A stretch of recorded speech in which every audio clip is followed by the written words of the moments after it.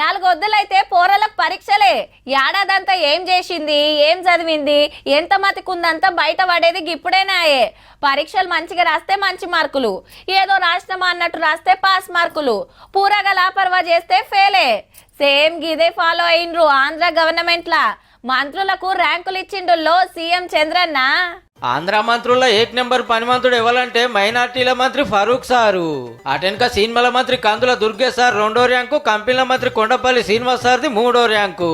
మేం కాదుల్లో ఏ మంత్రి పనిలో రువ్వడు చూపిస్తున్నాడు, ఎవరు లాపర్వా చేస్తున్నారు, ఎవరు తన ఫైళ్లు పెండింగ్లు ఉన్నాయో చూసి ఖుద్దు ముఖ్యమంత్రి చంద్రబాబు సారే మార్కులేసి ర్యాంకులు ఇచ్చిండు.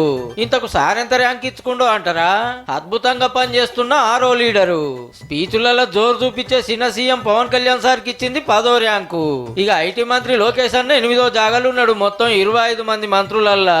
పనులు చేసుట్ల తాంబేలతోటి పోటీ పడుతున్న లేబర్ మంత్రి సుభాష్ సారు ఆఖర్లు ఉన్నాడు. పదవులకెక్కిన 8 నెలలకు ఏ మంత్రి పంతనం ఎట్లున్నదో పబ్లిక్ చెప్పిండు అన్నట్టు. అట్లనే ఎమ్మెల్యేలకిన ర్యాంకులు ఇస్తారటుల్లో. ఇక జగనన్న పంతనం ఎట్లున్నదంటే ప్రధాన ప్రతిపక్షం హోదా ఇస్తేనే అసెంబ్లీకి వస్తా అని జిజ్జు చేస్తాడు. కానీ వైసీపీకి 11 మంది ఎమ్మెల్యేలే ఉండిరి. రూల్స్ ప్రకారం 18 ఉండాలి.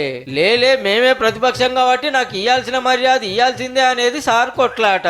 ఆంధ్రాల ముచ్చట ఎట్లున్నా సేమ్ గిట్లనే మనకాడ మంత్రులకి ర్యాంకులు ఇస్తే బాగుండే అనిపిస్తుందిలే.